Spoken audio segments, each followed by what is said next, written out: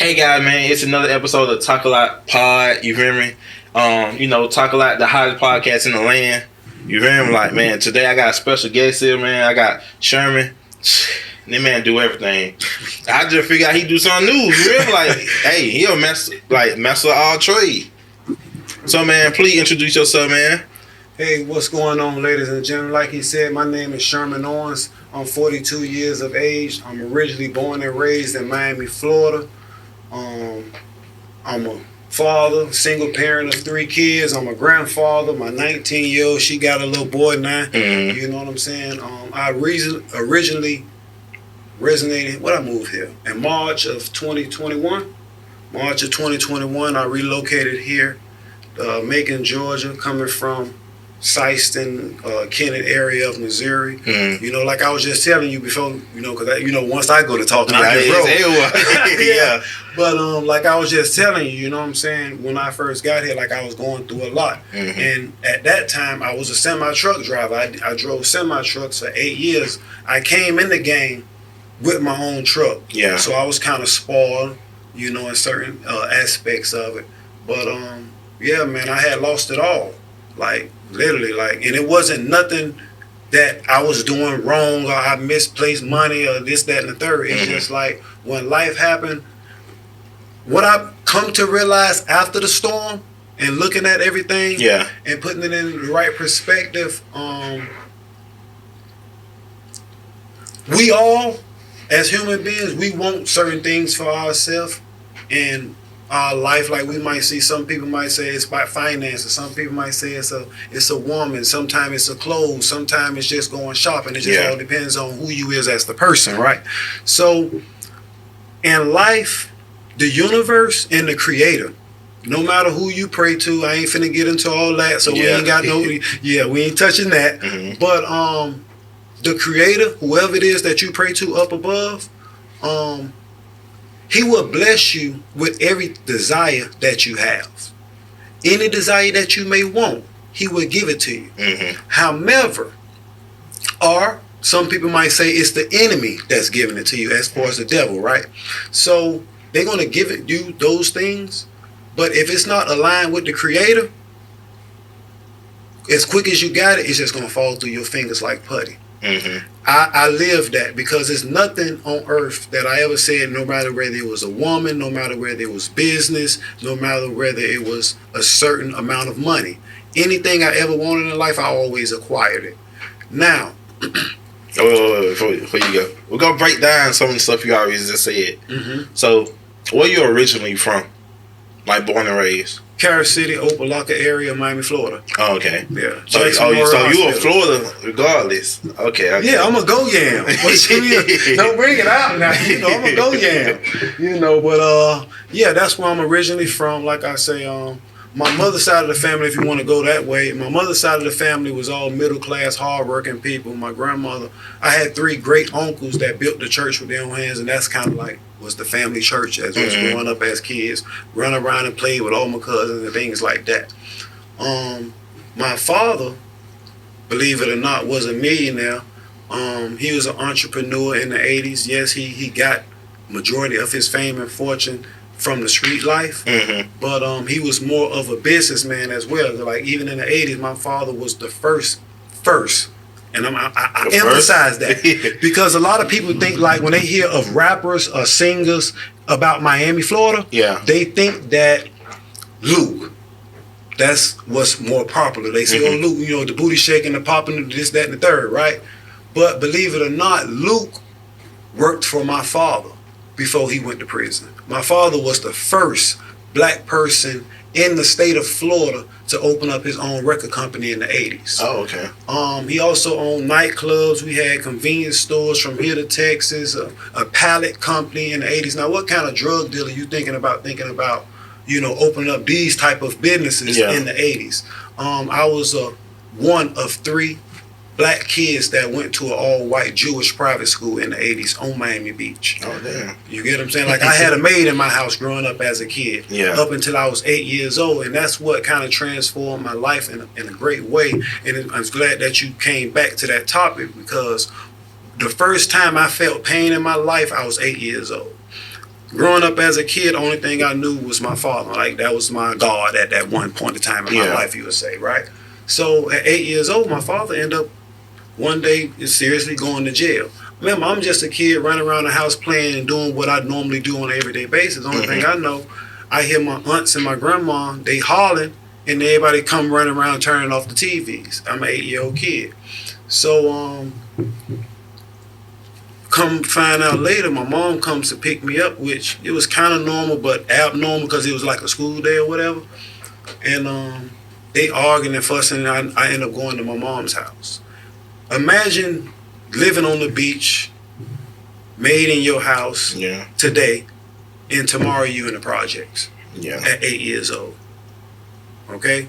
Once you take that in, the next person that I felt personally that cared for me or that I really love, like I probably, as a kid, or even as an adult, you might do something wrong and consciously you know that is wrong. But my grandmother was the type of person that things that I might wanted to do, even though I wanted to do or whatever, and some things you did do, but it hurted me more just to see the hurt that I instilled in her versus the discipline that they might have lashed out back at me. You get what I'm saying?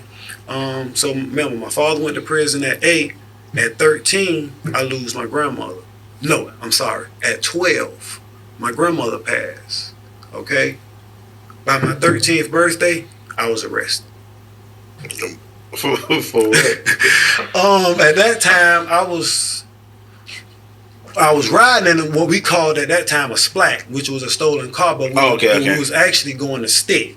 Because, I was playing in the streets. At this point in time in my life, like I say, when my daddy went to prison by 11 or 12, I was already selling drugs. I did the same thing my father did. It's just, kind of repeat the generational curse. So, was it, when your father went to jail, was it like a RICO or something like that? Yeah, RICO, conspiracy. Yeah, like the big duffel bags that like people in the army would carry around, like not like a regular suitcase, some big duffel bags. Yeah. When they busted my father, I don't remember the exact amount of money, but the duffel bag was full of money, and that's actually how I learned how to count. When my father used to come in the house at night, he dropped the bag and count till you can't count no more. Yeah. And whatever number I stopped to, that's what I could have. So I learned how to count very quick. Yeah. You know what I'm saying? But moving forward, like I say, I grew up kind of sort of similar like this, but in a real studio, getting out of school, going to the studio, watching, artists like Debbie Deb. I know you don't know nothing about Debbie Deb. That's way past your school, but I say that because like Debbie Deb is actually doing her thing right now, like her and the whole freestyle gang, is actually on tour right now. They got a whole lawsuit because my father went to prison. They actually said that he was dead. They forged some paperwork and they didn't never think he was coming home. And they forged some paperwork and they stole the business from my father. Because, he had a lot of sense, but he was illiterate at that time to a lot of things. So they stole the company, and we just live life. So, but I always knew, like, by me coming up an adult and I learned about music and stuff like that, I'm like, hold on, my old boy owned this company. He was the producer and everything, of this music. I'm like, something ain't right. But, at that time, I'm in prison myself, but consciously I'm aware of it. So it's like one of them things where I'm going to take care of when I hit the turf. But, Lord behold, my creator, which is God, and my father is a Muslim, so he gonna say Allah. But he blessed him, and he came home. I think it was I came home at 12, so I think that was like 2008. When the feds did that big change, when they did the drug law, when they changed the laws in 2008, I believe it was. Well, my father was one of the guys that got caught up in that whole drug law. So when they changed it, he was one of them 5,000 inmates that they let out. Oh, okay. You get what I'm saying? So, but at that time, I was in prison myself. And I think I probably had about 2 years left out of my 13-year bid. You get what I'm saying? So wait, so you went to jail for selling? The first time. The first time? Yeah. Was it like a major amount or just like some little petty stuff? Because, a lot of people get locked up for that. To be 100% honest with you, I got locked up with 45 ounces. That was a key and a quarter. Only 9 of it was mine. I was riding in the car with 2 other people, but at that time, you know, and I'm playing that game, I was the youngest person in the car. Oh, okay. So you know when you the youngest person in the car, you the one got to take that charge, sack, because guess what? It's going to be less on you than it is on this person. However, the niggas I was riding with, I knew beforehand that if that was to go down, you know, that was my job. You get what I'm saying? Because remember, I'm playing that game in the street life. So that's what I did for a living, and that's what paid my bills.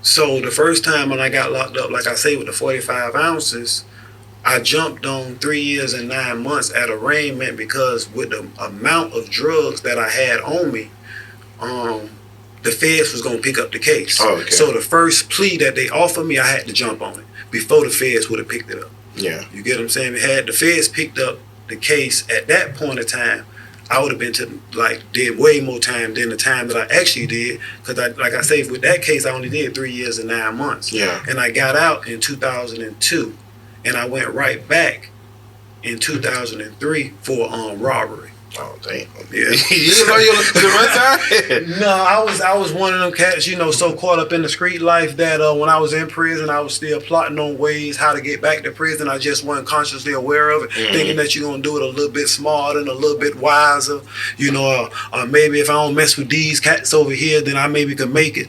But no, and playing that game right there, it ain't nothing but really 2 things going to come to you. And to be honest with you, in a lot of cases, like I say for myself, prison preserved me as well as it restored me. Prison was not like prison to me. And to be frank with you, like, I didn't give a fuck about no LeBron James and D Wade and how many points that he shot and he made. I didn't give a fuck about how many yards Vic was running and McNabb was throwing. I ain't give a fuck about that. Yeah. You get what I'm saying? When I was in prison, I was smart enough to learn something that I don't know. So basically, if you was a nigga that like me when I was in prison, if you couldn't tell me nothing that I didn't already know, I didn't want to spend my time with you. Yeah. Unless, you know, I had my hustles going on when I was in prison. So if you was down with me that way, then maybe I dealt with you. You get what I'm saying? Yeah. But if you couldn't teach me nothing, I don't give a fuck. I know how to sell dope. I know how to rob people. I know how to fuck hoes and do the rest of it. Teach me something that I don't know. Yeah. You get what I'm saying? So that's what I did with 8 of my 13 years that I've been in prison. When I actually went to prison, I had 2 houses and 3 businesses, and I couldn't even spell neither myself. And I was 18 years old when I went to prison. Oh, damn. So did you know what you saying that, you know, like, you didn't want to be around somebody who couldn't teach you nothing? Did that make enemies because of, you know, you have to politic in it? Not so much for me. For one, I can't speak about no other state because I ain't from other states. I ain't do time in other states. I'm from Florida. I went to prison in 99. Right? At 99, prison is a lot different than how it is now. And I don't want to offend nobody, but I just got to keep it a buck. You feel me? And that's what talk a lot love. You love keeping it a buck. Yeah, we got to keep it real. At that point in time in Florida, if you was in a gang, you was kind of really considered a fuck nigga. You know, niggas wasn't in no gangs in Florida.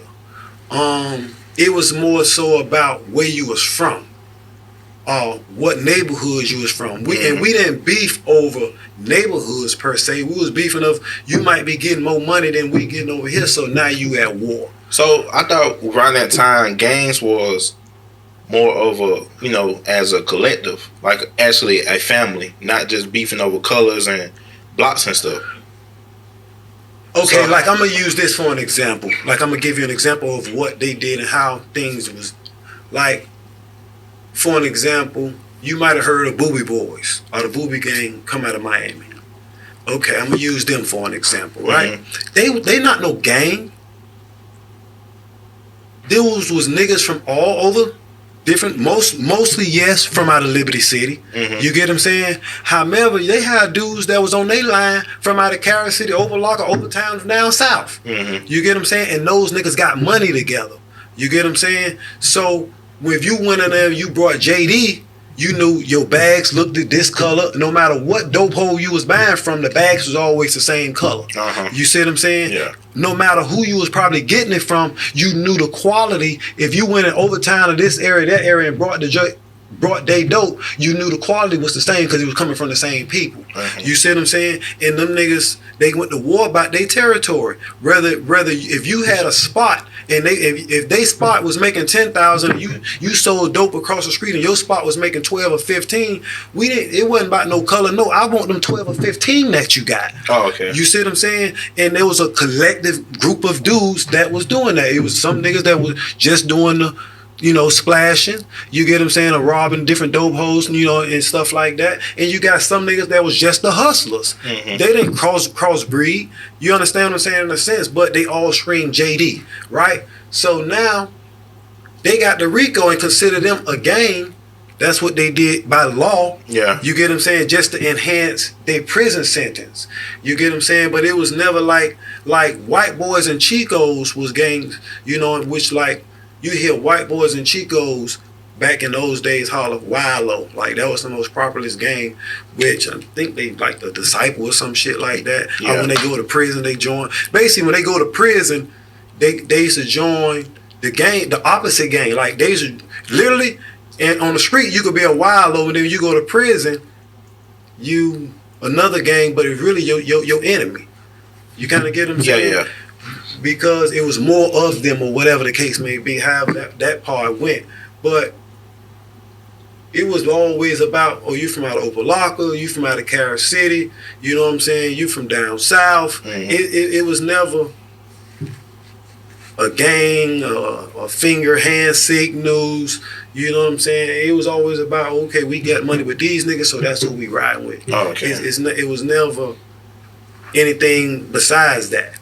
You get what I'm saying? So how did you survive in that system though? I'm from Miami. Yeah. And that's what I was getting to. Yeah. About the prison system and how it was separated. So you already had people that was in there. Yeah, like prison is a nesting egg for your peers. So no matter what you doing, like for an example, I'm gonna use this for an example. The first time I went to jail was for stealing cars, but I was riding in a stolen car to go do a robbery. But we didn't get caught to do the robbery, so we got caught, in the stolen car before we even got to the robbery. Yeah. Okay? But my real in and out time, I was a dope boy. But going to jail, I might be around you. Now you a stick boy. You feel me? So now you telling me your stories. Okay? They exciting. Yeah. Right? Yeah. So now, cause I fuck with you, I might go on my first stick up with you. That ain't what I really do, but I might look out. Cause this what you do. So you jump out and get live, right? So when you jump out and get live, I'm sitting back, I might be the getaway driver, cause that's really what I did. I was the getaway driver. Oh, okay. You know what I'm saying? Yeah, like honestly, I'm the getaway driver. Yeah. But that's how I was hanging with robbers. But I really was a dope boy. You see what I'm saying? But by me hanging with robbers, quite naturally, a certain period of time, you're going to begin to rob. Oh, good thing you said that. Bro, because like, I've been having that same issue with everybody about the whole, not to really bring him up, about the whole 6ix9ine thing. If you're around somebody for a period of time, they telling you this, this, you go become that. Yes. So I've been telling people like, He not gangster. He not that life. Talking about the little white boy who be on social media? With the rainbow color hair. Yeah. But he's a bitch. You can see it all over. Like in prison, he get fucked. Like no cap. Like look at him. But he's very popular. Like everybody know him around the world. Yeah. Like and like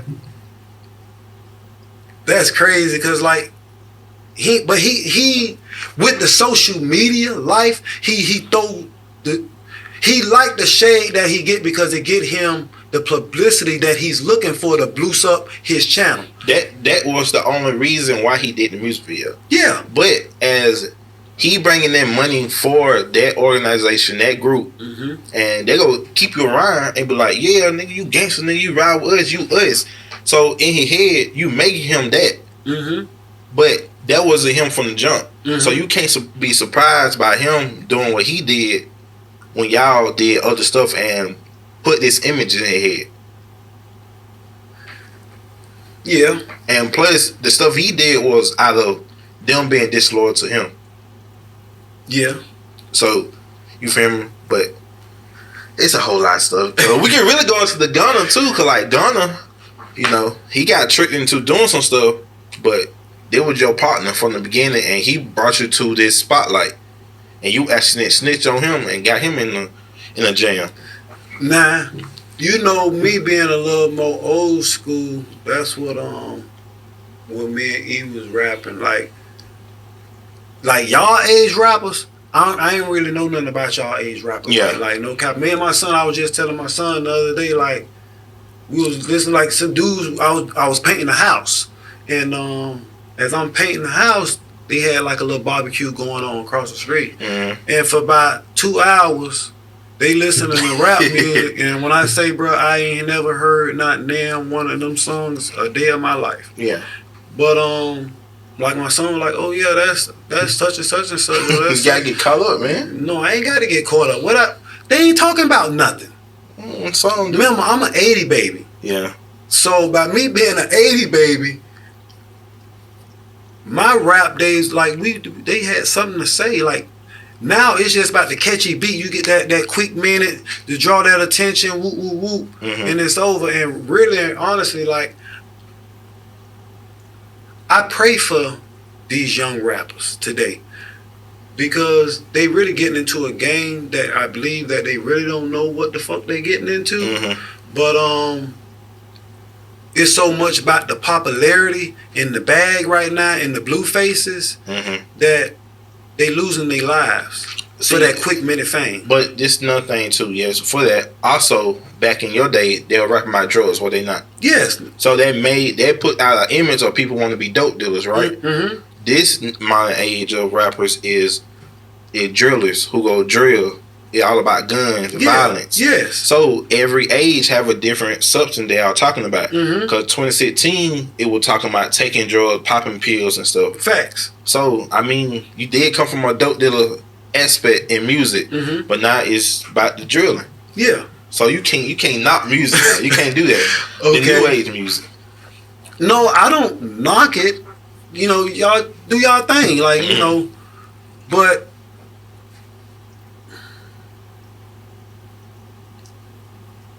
is it worth it? You gotta say also about the dope. Was it worth it?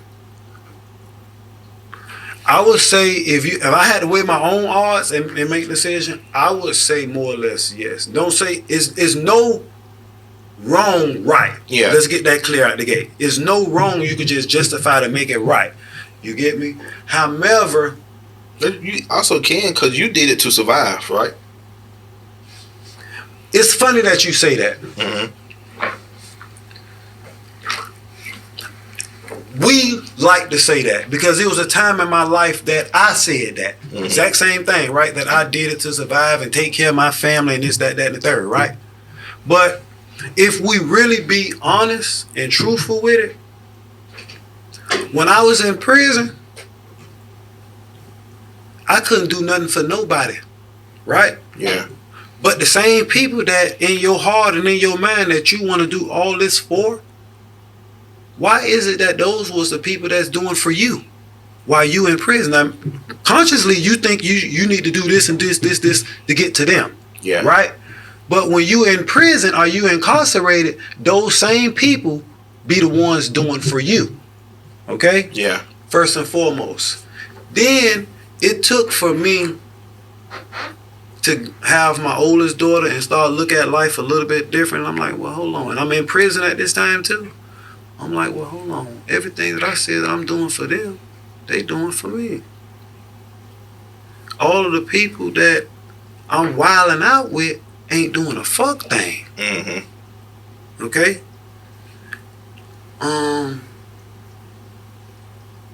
They ain't nowhere to be seen or this, that, and the third. Now, I did have one part, and I do give credit to that, make sure I was straight the whole while I was in prison. Yes, but that's very rare. But now that is one thing that I can give y'all young cats. I would take my hat off to. Y'all are more loyal. Mm-hmm. In a sense, y'all is, you know. So like, if you got a homeboy that's locked up, like you niggas write letters, send pictures, send it back.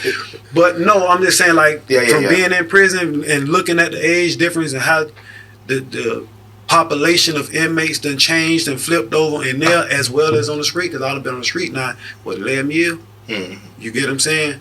I am aware of the change and the difference. But to get back on that topic, it's like, yes, a dude could have jealousy for you, or a dude could send the robbers to come and get you. You get what I'm saying? When I mean robbing or killing you in the process or whatever, right? Yes, those are the cons to selling drugs. You get what I'm saying? But nowadays, like, I seen a 10-year-old with a gun bigger than him. What, like an AK or something like that? Yeah. Walking down the street. 10 years old. He couldn't have been honestly, I love to say he 10. I don't know his exact age, but I promise you that boy wasn't no more than 13 years old. Mm-hmm. You get what I'm saying? And one of my minds was saying, Sherman, you need to just go take that gun out of his hand and beat his natural ass. That's what someone was telling me, right? Yeah. And then my other man say, nah, Sherman, you better let that little crazy motherfucker keep going right where he going. My first mind, because I'm a parent first, like I say, you know, you see me, I got kids of myself, you know what I'm saying? So my first mind is to look at it as a parent, but I know the mentality now. It's best to let be gone, let lion dogs lay, as the old people say. Mm-hmm. But it's crazy now, like motherfucker just step on your shoes and you finna blow his whole brain off. Motherfucker, you know, disrespected one of your supposedly brothers, and now y'all going to blow his whole brains off. How does that help you or your family? Like, at least when I was doing it, we had a purpose. Like, no matter whether I want to splurge my money, I had a cause, mm-hmm. like something that could have benefited me. You know, I did have something, but just to go blow a motherfucker brains off to say, oh boy, I'm live. Oh yeah, boy, I could get down. Mm-hmm. Like, you understand? That's 30 years for the rest of your life. Yeah, but with that come from, you know, not be able to think before you act. Mm-hmm. And that come from, no offense, coming from like women, because, you know, around like majority of guys are raised by women now. Okay. So, you know, women are more emotional based and mm-hmm. quick to act. Mm-hmm. And, you know, more guys want to sit down and think about it before they even act. Yeah. We logical and they're emotional. Yeah. So with that, without the father being in the picture, mm-hmm. they come more of out of an emotional mm-hmm. standpoint. I'm with you 100% with that. I'm 100% with that. Like I was saying, because you got daughters. No, I got, that's my son's right there too. You're like, what, you know, but I've experienced, well, not really, because even when my daddy went to prison, I still had a stepfather. Mm-hmm. But that's what made me be the father that I am. You feel what I'm saying? Like, I know my kids don't understand me half of the goddamn time. Man, daddy a drill sergeant. But honestly, I don't say too much. Like, if you doing what you're supposed to do, honestly, I don't really give a fuck what my kids do. Yeah. You know what I'm saying? But when you get out of line, I get you back in line. You know, like, it ain't no ands, ifs, and buts about it. Like, what I say go, and I ain't finna tell you nothing 3 times. Yeah. Like, even my 19-year-old tell you this, boy, hey, I'm not that, because I wasn't raised like that. But it's a good thing you even touched on that, because what I'm realizing now that I'm getting older myself, mm-hmm. you have to take into consideration, look at the whole bigger picture. And that's what I'm doing, like analyzing the whole life, my life. And my grandma mm-hmm. was a baby to slavery. Okay, so quite naturally, if she's a baby to slavery, remember the mentality of the slave driver, anytime a person do something to get out of line, you discipline them the most excruciating, harsh way ever to get them back in line, right? Mm-hmm. So I don't think they were for the individual. I think it was more for the group. yes, we understand now that yes, quite naturally, yes, it was more for the group. But what I'm saying is living at that time. Mm-hmm. Look at the concept of you living through that. Yeah. So now what you do is you're gonna raise your kids the same way, right? So that went from my grandma to my mother. Mm-hmm. And then it went from my mother to me. So by me being consciously aware of it now, I try my best Try to break that cycle. to break that cycle a little bit. Yeah. You get what I'm saying? Because I'm more aware of where it all stemmed from. You see what I'm saying? Yeah. But had I not been the age that I am to really see the balance and like, whoa, okay, well, it makes sense. You get me? And being a father myself, being a grandfather myself, like I'm in my grandma's shoes now, so it's like life is quite naturally is different. That's just like even the way I raise my kids now is not like the same exact way that I raised my oldest daughter, because I'm not the same father. Like they don't have the exact same father that my 19-year-old have. Yeah. You get what I'm saying? I'm totally different with them. And she was, oh man, Daddy, you go for that. No, you would have killed me already. I already know. I'm the oldest. You remember? You know what I'm saying? So, yeah. So it's like life was just different. Yeah. You get what I'm saying? And by me, dealing with different women and kids and stuff like that, I'm able to literally see how, oh boy, yeah. Like, for an example, I'm going to use this as an example. I dealt with a woman that as soon as I saw her son, I knew it was gay. Oh, right? You saw the son? Huh? You said, what you just said? I say, like, I'm going to use this for an example. Oh, okay. I was dealing with a woman that as soon as I saw her son, I knew that he was going to be gay. Like, I knew he was gay already. Like, but she denied it. Mm-hmm. Of denial. And I expressed to them at the gate, hey, boy, I got a problem with that. Like, I don't rock like that. Mm-hmm. So they denied it. But come up later on, it came out. But I'm going to show you the crazy thing about life, too. And I use this when I talk to people all the time. Never say what you won't never do, because God got a way of everything that you say you won't do, you find yourself doing.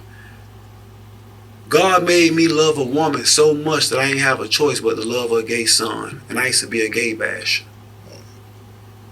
That's how life works. So you you really gotta be careful with what you say out your mouth. That tongue, yeah, and the Creator, like anything that you say that you won't do, just keep living. Oh yeah, I ain't gonna do that. Yeah. Just keep living. Keep living. So what made you change your mind on that? Because you say the love of her, but how do you end up respecting him because of that? Is it because his personality starts showing, or?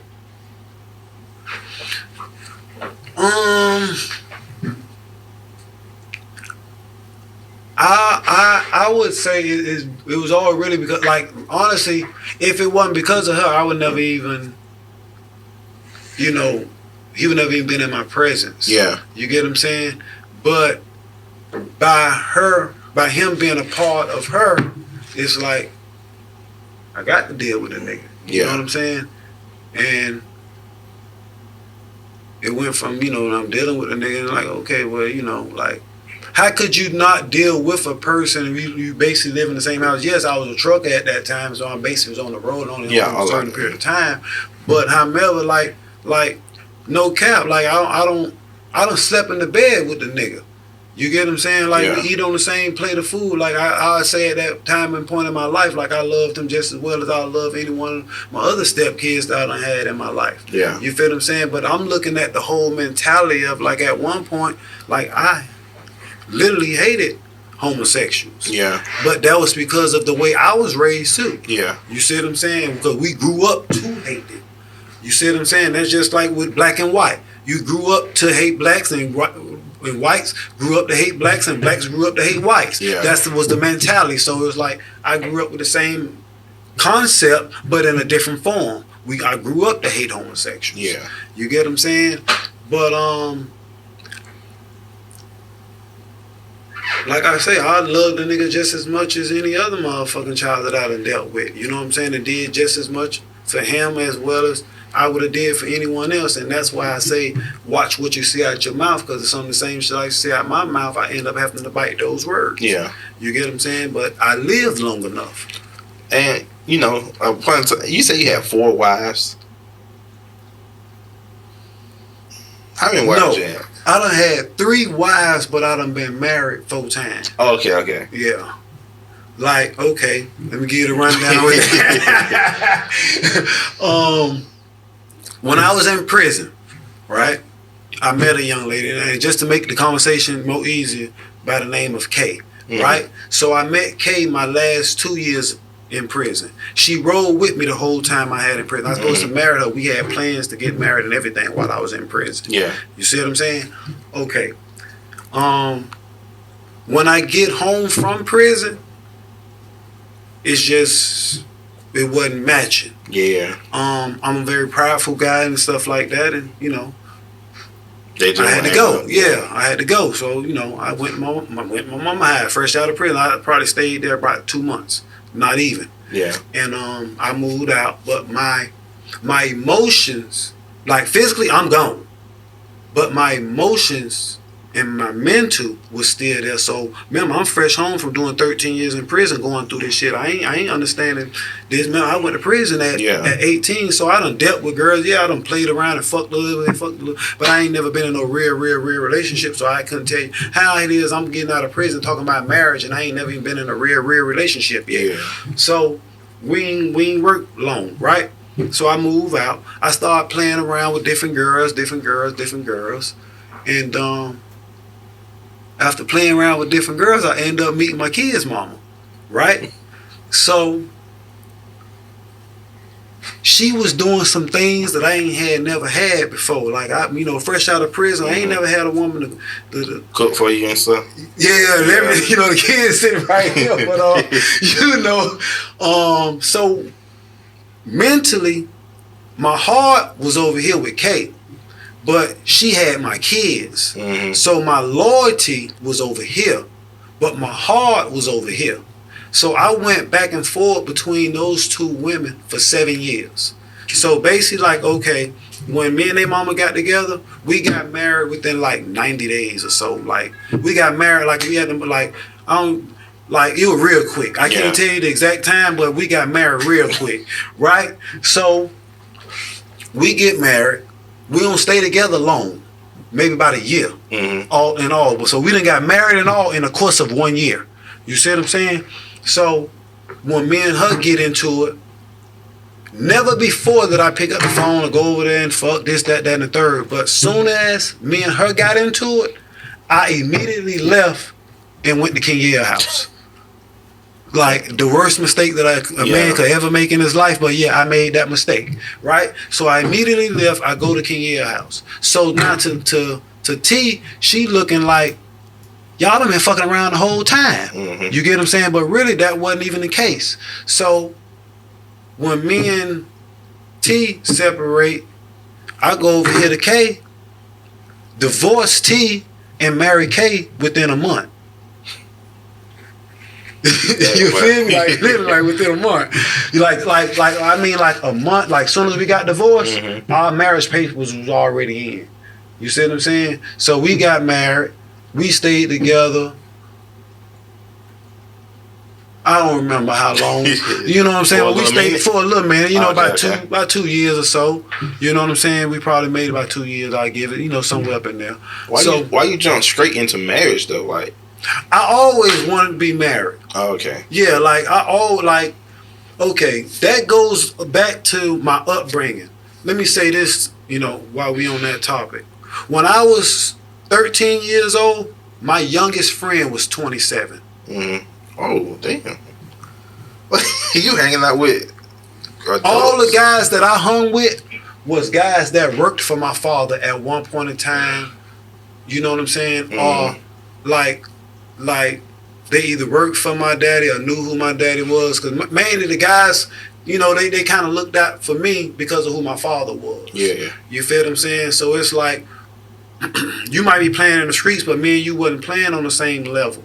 And the reason being, like my father, you know, he did grown shit, right? So now when my father goes to prison, all his associates, oh boy, we gonna fuck with Sherman. Sherman got to be good, so they taught me the game. Yeah. To me, I'm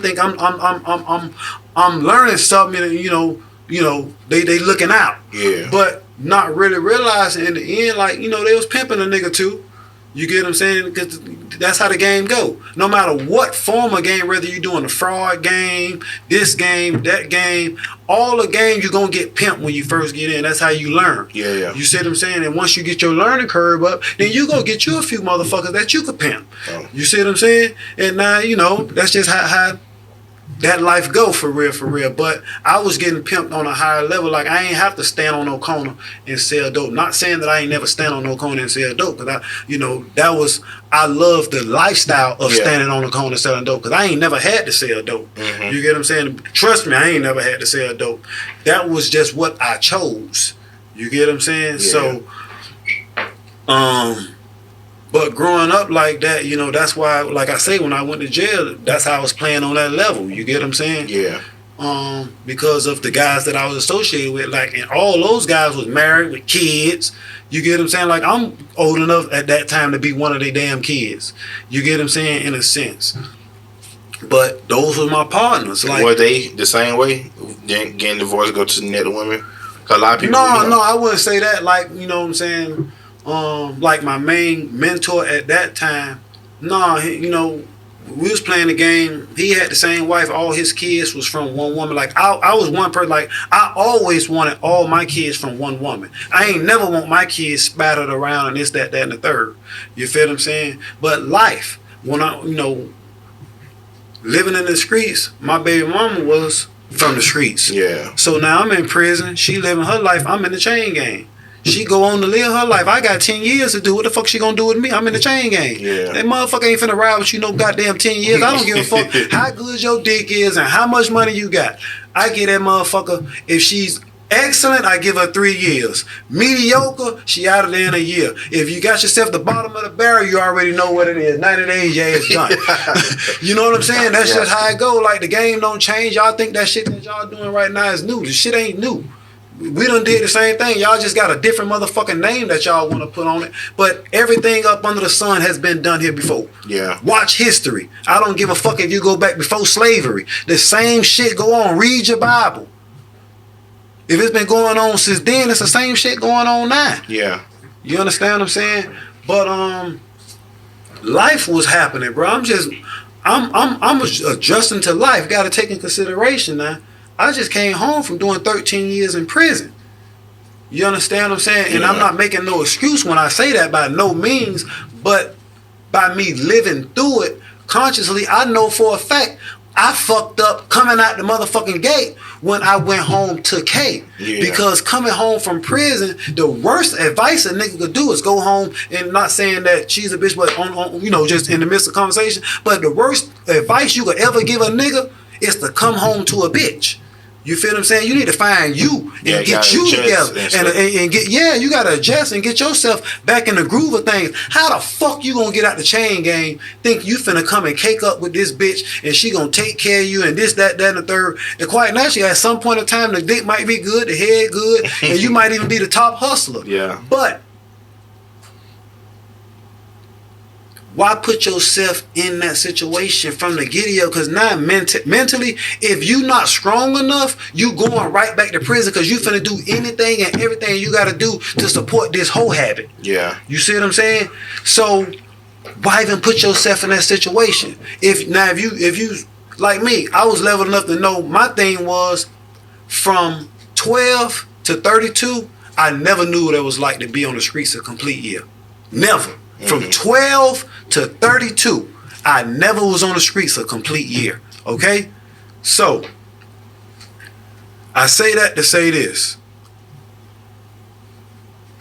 My biggest obstacle mentally when I stepped out of prison was to not go back by any means necessary. I didn't give a fuck what you was talking about. Bitch, I ain't going back to prison. Yeah. Right?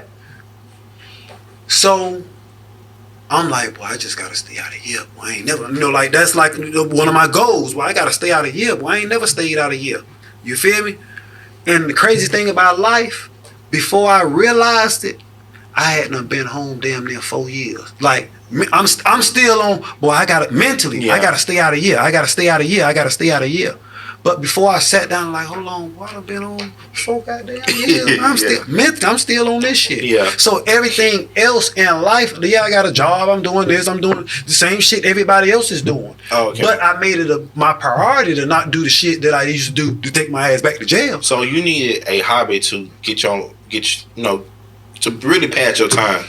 What do you mean? Because it keep you out of trouble. Because you saying you on that, I can't go back to jail, so. No, I done broke that habit. I ain't on that no more. I know you ain't on that no more. But I'm saying, like, around you talking about you out for 4 years, what were you doing to, keep you occupied from doing them things, trying to get back on the streets? And do all like, that? for one, like, one of the biggest, okay. Give you a little bit on that, right?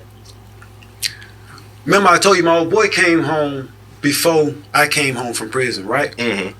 So I had like 2-3 years left when my old boy came home. I didn't know it, but my old boy hadn't got back in the streets. You feel me? But my life was really already set up for me. Like, I'm in prison still, but my life when I come home was already set up. The only thing I had to do was walk out the doors. You get what I'm saying? I was already set, right? Yeah. But 30 days before I get out of prison, my father ended up going back to prison. For like the same thing? Same thing, right?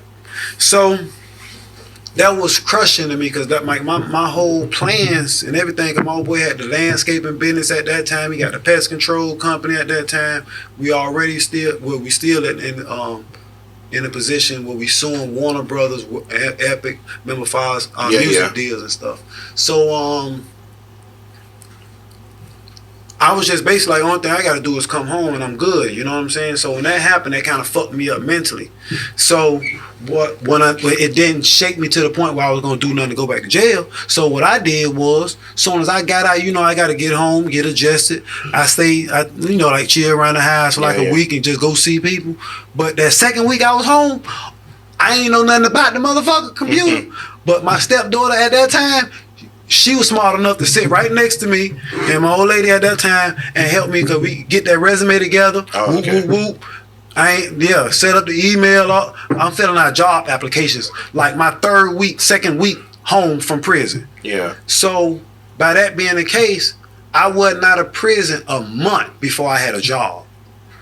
You understand? Yeah. Now, yes, it ain't what I was used to, but I could feel some sense of pride. I get that little check on the weekend. Whoop.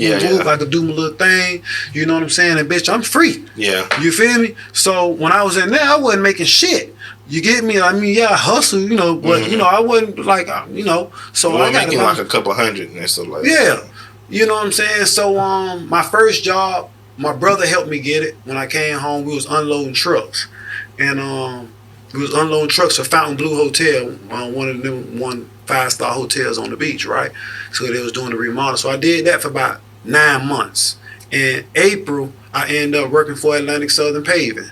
You get what I'm saying? Mm-hmm. So I went from doing a mediocre job to a real job. I was getting like $13 an hour fresh out the chain gang. Bitch, I'm on top right now. In my mind, you know what I'm saying? And they taught me. And so I worked for them for 3 years. And then I started my own company, doing the exact same thing. That was just how my mind worked. Like, I ain't finna work for nobody. If I do work for you, believe me, I'm trying to learn everything about what the fuck I'm doing with you so I can do it my motherfucking self. Yeah. Because I ain't finna keep punching no goddamn clock to send your goddamn kids to college when mine need to go to college. Yeah. That's just how I look at it. So, your first solo, doing your own thing was trucking. No, I don't. What I'm at, like 17. I don't. From 2012 to the day, I done owned and operated like 14 different businesses. I was smart enough to know tax time, I opened up a different business. every tax time. Why? What you mean? I'm at like Okay, like for an example, to be able to get financing. No, not at that time. That's how I learned the credit game. Okay. What happened was, as soon as I came home from prison, my first business was with their mama. We opened up mobile detailing and pressure cleaning company and a catering company because she cooked and I wash the cars and come pressure clean the house. Oh, okay. So that was my first business. And she got mad one day, and then we separated, and she sold all my business equipment. Yeah, women do that spiteful shit, don't they? Yeah. But yeah, so she sold all my business equipment on that occasion. I moved on. I think my next venture, I did catering again with Kate. Me and Kate opened up a catering company together. After that, I opened up my paving company. After my paving company, I do multi-level marketing. So I was doing at first when I came, when I was in prison, I was running my multi-level marketing company from prison. Yeah. You get what I'm saying? Because you remember, everybody else got it. Once I set the appointments, you just go do the talking, the presentation. When you sign up with me, I get a check. You know about multi-level marketing, right? Mm-hmm. Okay. So, but most people, they might not don't. But we call it MLM, but it's multi-level marketing. Okay. I was in that while I was in prison. You know what I'm saying? So, I did 5 links with that. Then I ended up joining World Ventures, so I did 2 credit company, multi-level marketing companies at that time. Then after my paving company went down in 2016, I got into trucking. Those was my brick and mortar businesses. All the other ones was different MLMs that I have been in and ran since I've been home. I think I got it written down. I think it's like 7 MLMs or 8 MLMs, and then after my trucking company, I got my credit business, Abundant Success Credit Solutions. Since then, I also got my non-for-profit, which is Stand Up Men, and I got my construction company, which is Another Godly Construction. What else?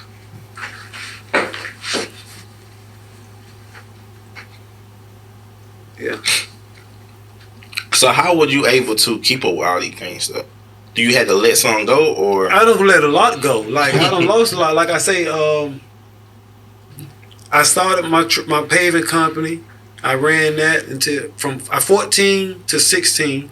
I did paving. Mm-hmm. Me and my business partner, which was my father, he's a very shrewd businessman. So when he came home from prison, that's when I was doing paving, right? So when he came home, I was doing paving.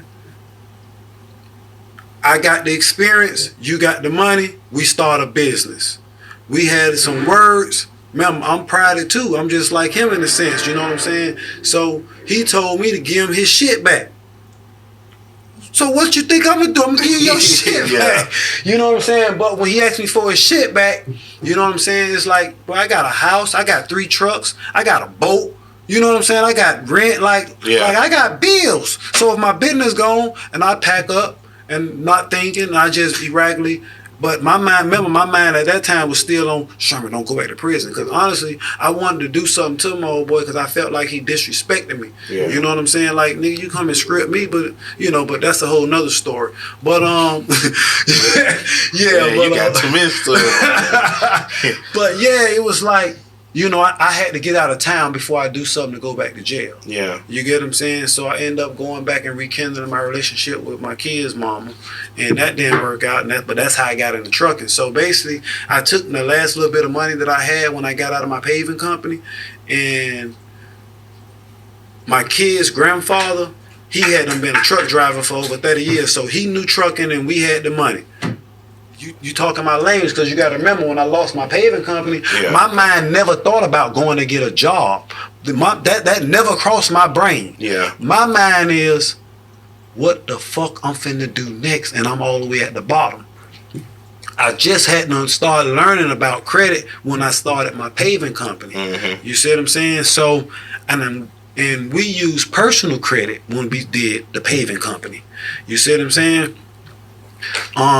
So my personal credit was fucked up. So now I just got this little bit of money, and I'm like, what the fuck I'm gonna do? So I run across him, and he like, hey, I know we could go get some trucks, and do the trucking thing. Yeah. So niggas say, well, we can make 10 grand legally a week. Bitch, I'm in. You know what I'm saying? Like, yeah, 10 grand, I'm in. So I took the 10 grand that we had, and we went and financed 2 trucks, $2,500 a piece. We went and got 2 flatbed trailers, $1,000 a piece.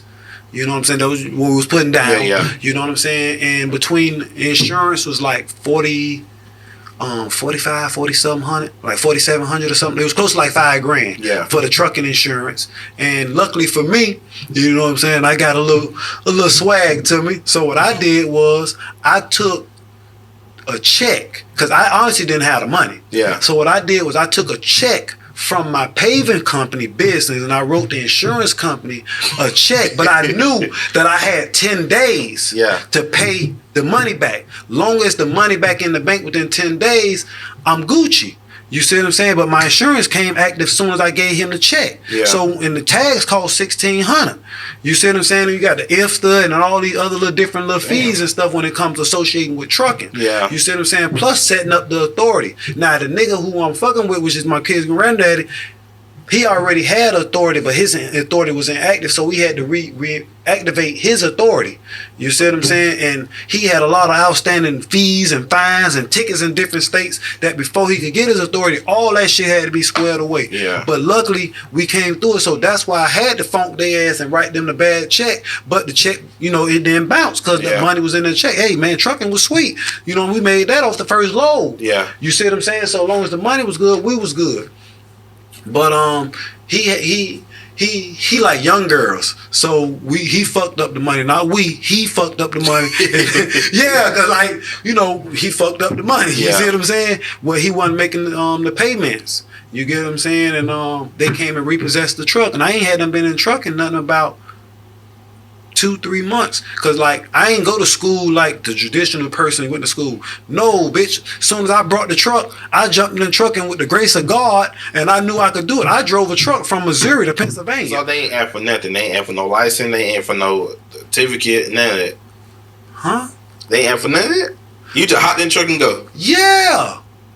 With the trailer.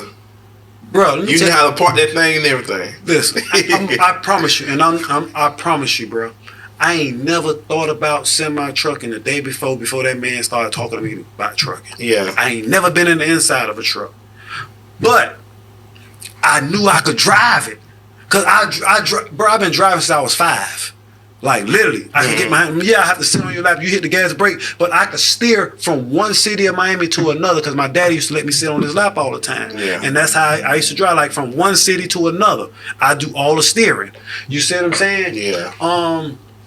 Working for the paving company as well as having my own paving company, I was already used to driving not semi-trucks, but trucks hooked up with a trailer. Yeah. So I hadn't already learned the maneuver of how to back up. I just jumped into a bigger fucking truck. You get what I'm saying? And it wasn't like we didn't go to a car lot to buy our trucks. We didn't go to a lot. He knew a guy that had like 40 trucks. 40 trucks? Yeah, like he knew a guy that had literally like 40 trucks, bro. And he would lease you a truck for $2,500 down. You see what I'm saying? And I think it was $2,500 down, like $2,500 a month. A month for the truck. Mm-hmm. You see what I'm saying? So we went and got 2. You see what I'm saying? Yeah. His tags was on the truck. Initially when we got it, he let us keep his tags on the truck. So that's how as soon as we set up John Authority, we booked the load right then and there. Like, we got the truck today, bro. The authority was set up like tomorrow, and we was on the motherfucking road like the same day and booked the load, and we was out of there. I jumped right behind the motherfucking wheel, and I followed him from Missouri to Pennsylvania with a flatbed load, carrying some steel, and I was right on his ass the whole way.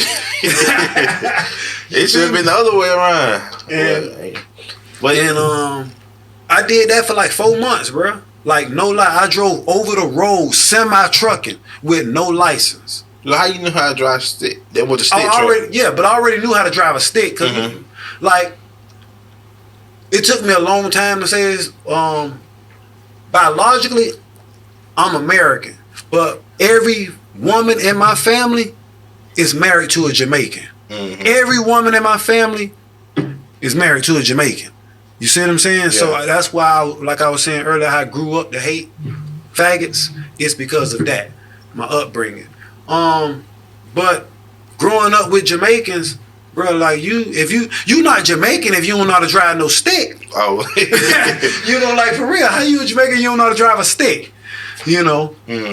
But I already knew how to drive a stick, so that what made it make me feel comfortable, because I knew how to drive a stick. But with semi trucking, what I didn't know is, you know, trucking, we float the gears. We don't clutch, and I had to clutch until I got comfortable with floating. You know, I had to gain that, but I just clutch. When I know how to clutch and keep going. Yeah. You know what I'm saying? I know how to put the bitch in reverse, and with flatbed, you don't do no backing up for real. Yeah. You know what I'm saying? Flatbed, you always just pull in and pull out. You know what I'm saying? So I ain't have to do no backing during that time for real with the big truck, I don't believe. But like but I still, to say like my memory, if I did back it up, I backed it up better than a motherfucker that's been going to school and training all up, because I ain't never had no accident. Yeah. I ain't never go to school for driving trucks. You know what I'm saying? But while I was trucking is where I studied the CDL test myself with CRIST CDL. It's a practice test. The shit free. Anybody could go and Google it. You know what I'm saying? And I go on there and they give you all the answers. I studied the test high. I took the test high, I passed the test. When I studied the test high, I took the test sober, I failed 5 times. So I said, fuck it. I had to go in that bitch John Blade, and I aced that bitch. Yeah. You feel me? Like, straight up. Damn. So in the process of trucking, that's how I get into the credit game. Oh, okay. Because I was learning how to fix my credit. Oh, okay. So you using that money to fix your credit, basically? Yeah. When I got into trucking, I took my money that I was personally making, and instead of me paying someone to fix my credit myself, I paid them to teach me how to do it, my motherfuckers. I joined a multi-level marketing company that it was a credit multi-level marketing company, and they teach you how to fix credit, because that was their product, fixing people credit. You see what I'm saying? Yeah. So when I joined as the affiliate, as well as a customer. So I learned how to fix my own credit, fixing my own credit. You see what I'm saying? And then by me trucking, that's what got me interested into the business credit side of things. And I didn't know it consciously at that time, but trucking is the best business to establish business credit. You see what I'm saying? Like, it's one of the easiest businesses to start with business credit. So when John lost the first 2 trucks that I had them brought, that's what helped me get back into my second truck. You see what I'm saying? Yeah. So I went to work for someone else to continue trucking, and I was taking that money, brought into an MLM, learning how to fix my credit, and then I started building my business credit while I was still trucking. Yeah. You see what I'm saying? And then once I got it down packed, I started just helping people, and that's how I started my business, my personal as well as business credit business. And I did that while I was still trucking. Oh, that's why when I came to Georgia, like I say, when I lost everything, when COVID hit, my truck went in the shop, nobody in the United States had the part. How can you fix a truck if you don't have the part? Yeah. So my truck sat in the shop 2.5 months. I lost my wife, the house, and everything. And my plan really was to move into my truck. I wanted to live in my truck for a year and just YouTube and set the whole truck up with all the channels and teach people about trucking, dispatching. Cause I'm doing it all myself. You know what I'm saying? And that was my plan, but it didn't happen that way. That was my plan. That wasn't God's plan. Yeah. So God had to script me to get my attention, because for all my life, what I'm actually doing now, I knew in the back of my mind that I supposed to have been doing. However, I ran from it. So now it's just like I'm on overdrive because I got to make up for all that lost time. But God really had to script me to get my attention. You get what I'm saying? I hate to say it that way, but it's the truth. He had to really script me from all my worldly possessions, every God that I put before him, whether it was the woman, the house, the business, the money, everything. Yeah. He had to script me from that to get my attention. And once he got my attention, he brought me here to Georgia. You know what I'm saying? Yeah. And Now, they say I got a bed in the back of the church. Like, yeah, but it's a beautiful place. Like, I honestly, this is the first time in my life, and honestly, I know what it's like to put my hands on $1 million. Yeah. But to be honest with you, where I'm at now in life, I never had the peace that I have now. No, I don't have the big cars. I don't have the this, that, and the third. But what I do have is a peace. I have a peace of mind, and I don't have no bills. Like, honestly, like, no cap, bro. I don't have no bills. I own 2 houses here in Georgia. I live in one, and I rent out the other. My rent house pays all my utility bills in my house, my cell phone bill, wah, wah, wah. So my money is my money. I didn't do none of it. None of this was in my plan. It was no effort put forth from me whatsoever. All of it was blessings from God. All of it. From the time that I left Missouri, all of it, my whole life, everything is like, if anything, if I have to think about it too much, or if it bothers me, it just roll through your hand like putty. Because it don't really, like, nothing really bothers me now. I'm at a point in my life, like, things that used to bother me for real, it doesn't bother me. You feel what I'm saying? All of that, like I said, is because of what the Creator did. Even the 2 houses that I got, all of that was the Creator. You get what I'm saying? My aunt recently just passed away. Actually, yesterday made a year that she passed, and she willed everything over to me. You get what I'm saying? So it's not like I did something spectacular. No, the only thing I did was live life. But I say that to say this, even with everything that I've been through in life, you get what I'm saying? A lot of that was my plan and my doing. You get what I'm saying? And like I was saying when we first started, He's going to give you everything that your heart desires. You get what I'm saying? But just as quick as He gave it to you, He's going to take it away from you, because you worshiping whatever it is that you worshiping more than you worshiping Him. And God is a jealous God. Oh my God. But you do, boy. Dang you, man. You went through a lot. And you say you find peace. You at peace. I'm at so peace right now.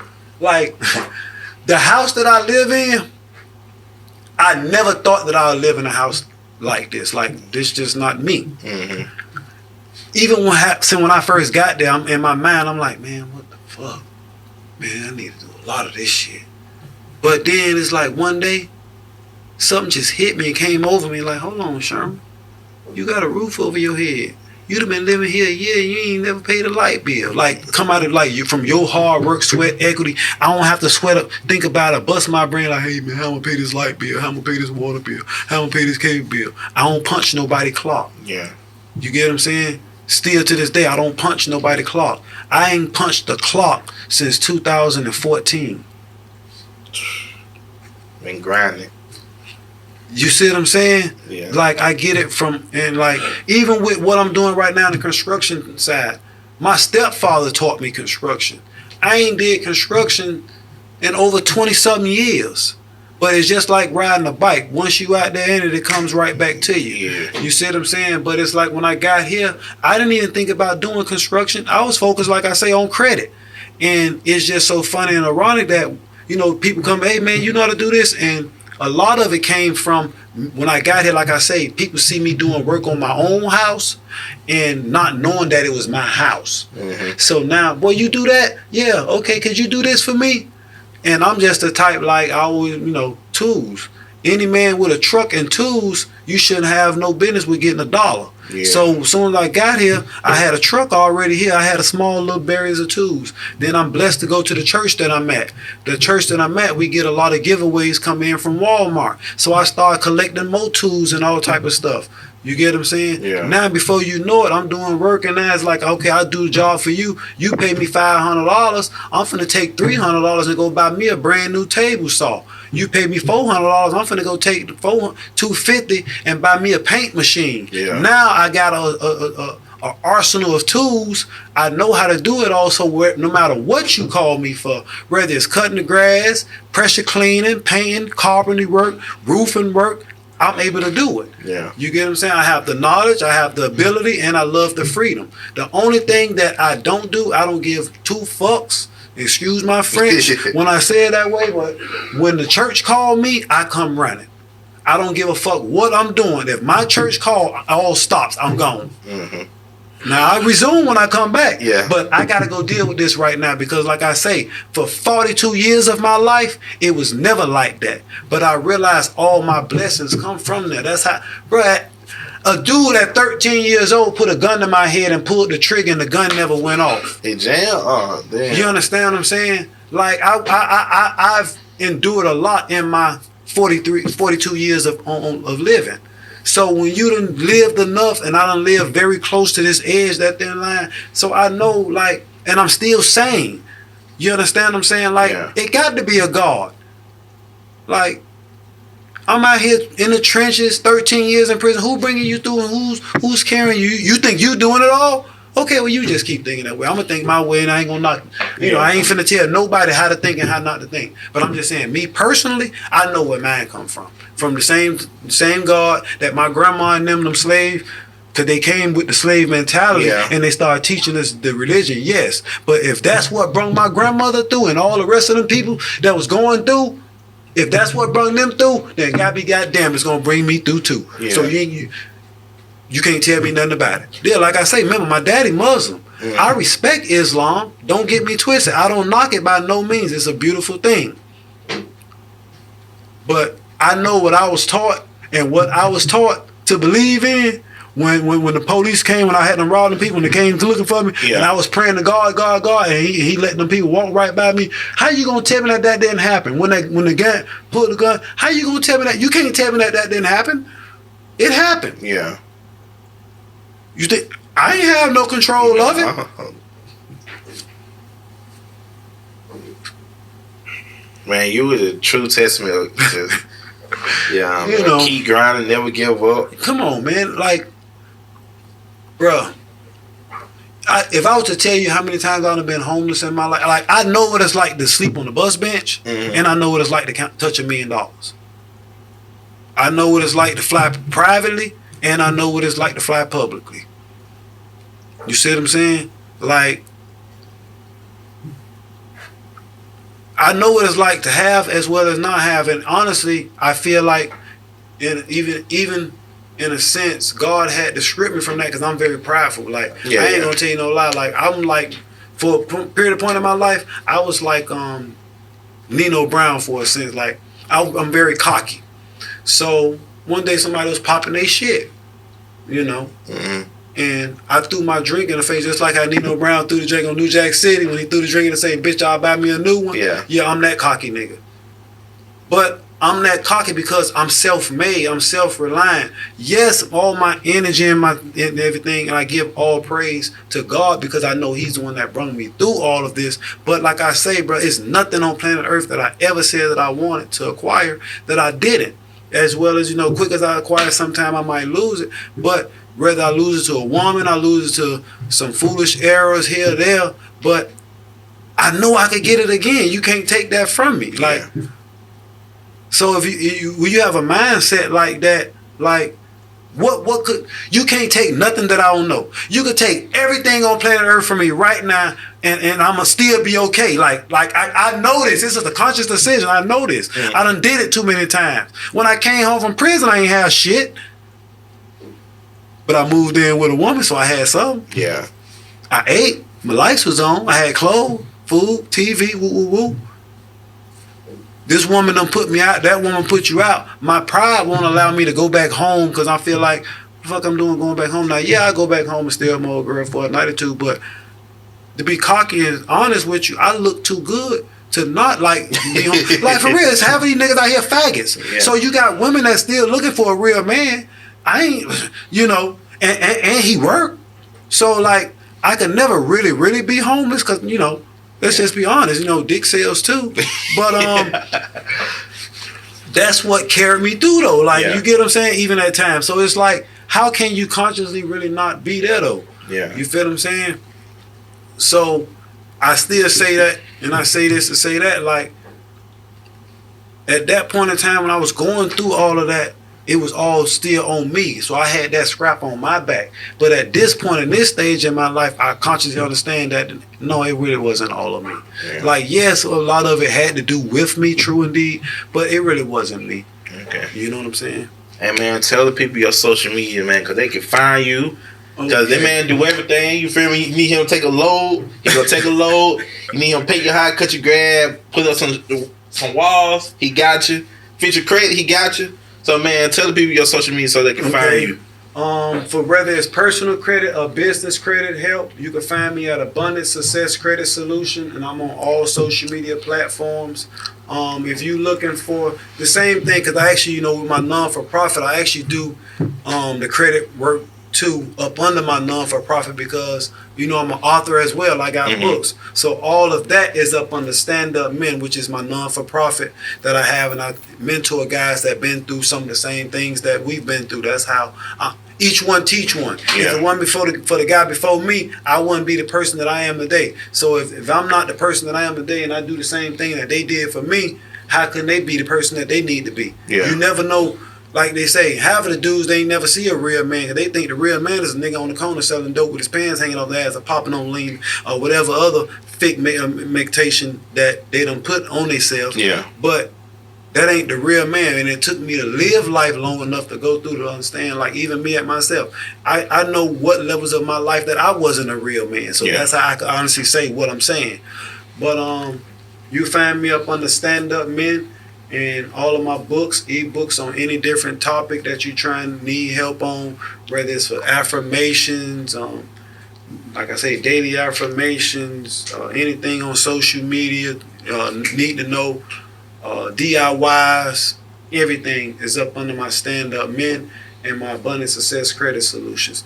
Or you can just hit me up in my personal Facebook or whatever, Sherman Owens. Okay, man, I appreciate you coming through, man. Anytime, come on, man. Anytime, man. We gotta bring you back. Anytime. And as you see, I came straight off the job, straight from doing work. I'm like, oh, man, I forgot it is Monday, man. I gotta get over here.